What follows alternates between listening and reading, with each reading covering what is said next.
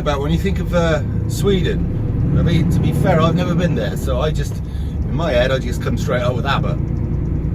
And there are a lot more to Swedish people than fucking ABBA. So, but you wouldn't think it was the kind of place that had 200 separate explosions last year, would you? I mean, it's just not the sort of thing you'd imagine, but it is. When I say explosions, mainly I think they're grenades. But a grenade causes an explosion, and it's also lethal to up to, I think it's 100 meters or something. I wouldn't want to be around one anyhow. So I'm going to show you a clip from a guy called Peter Sweden. He's got a YouTube channel. He's very interesting, and because he's been bringing to the attention of people around the world what's really actually happening in Sweden, right? He's been fucking handed. He moved over to England because I think he was just getting so much grief in Sweden, and obviously it's dangerous there.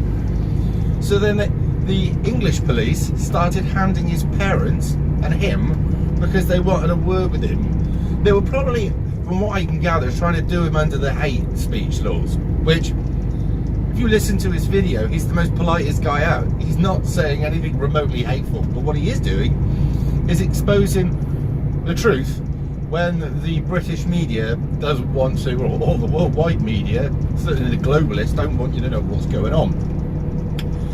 So I'll play the video to you. Peter Sweden here. Is a civil war imminent in Sweden?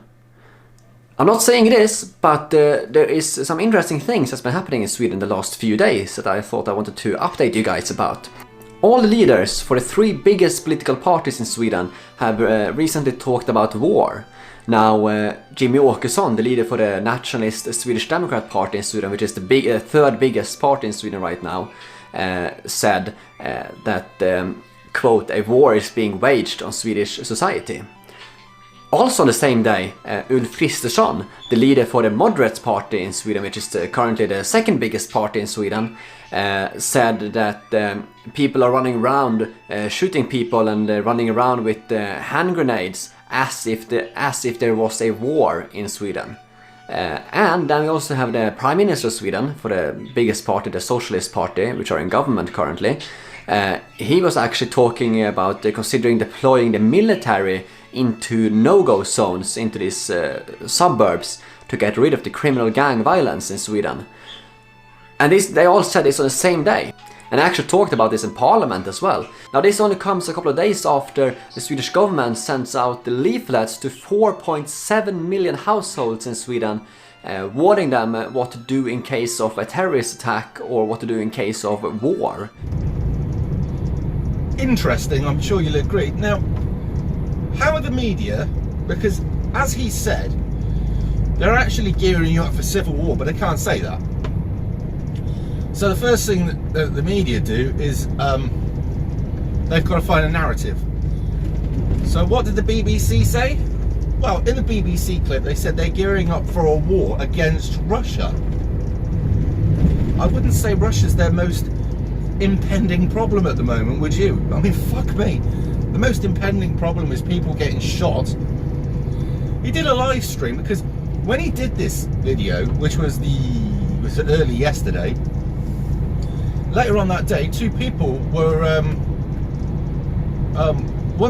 one family that were asleep in their house had a grenade lobbed through the front window, and I think there's somebody else got shot.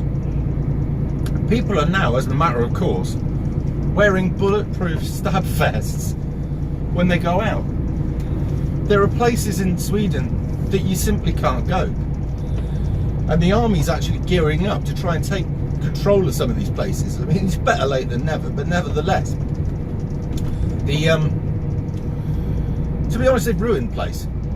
There are a lot of Swedes relocating to different countries now because they're just not safe in Sweden. Rape's gone through the roof, violent crimes up about, I don't know how many percent, it's just ridiculous, it's gone off the fucking scale, right? And all other crimes that unfortunately are associated with the mass import of third world, low IQ people with little or no morals, right? And have come from a war-torn, or whatever you want to call it, place. And Sweden's paying the price for it, but it's not just Sweden that are doing it. Have a look at this video. Read the subtitles unless you speak German, which you probably won't. I don't. Anyway, you might. Have a watch of this video. Meine Damen und Herren, das Wort bekommt nun Frau Dr. von Berg für die Fraktion Die Grünen. Frau Präsidentin, meine Damen und Herren! Unsere Gesellschaft wird sich ändern. Unsere Stadt wird sich radikal verändern. Ich bin der Auffassung, dass wir in 20, 30 Jahren gar keine ethnischen Mehrheiten mehr haben in unserer Stadt. Das ist auch das, was Migrationsforscherinnen und Forscher sagen. Wir werden in einer Stadt leben, in der es einfach, dass unsere Stadt davon lebt, dass wir ganz viele verschiedene Ethnien haben, ganz viele Menschen, dass wir eine superkulturelle Gesellschaft haben, meine Damen und Herren. Das ist das, was wir haben werden in der Zukunft. Und ich sage Ihnen noch ganz deutlich, gerade hier in Richtung rechts, das ist gut so. So as you could see, that was a German politician sticking two fingers up to the rest of the German people. Not how do you feel about this or are you okay with it? It was a pure case of this is how it's going to be.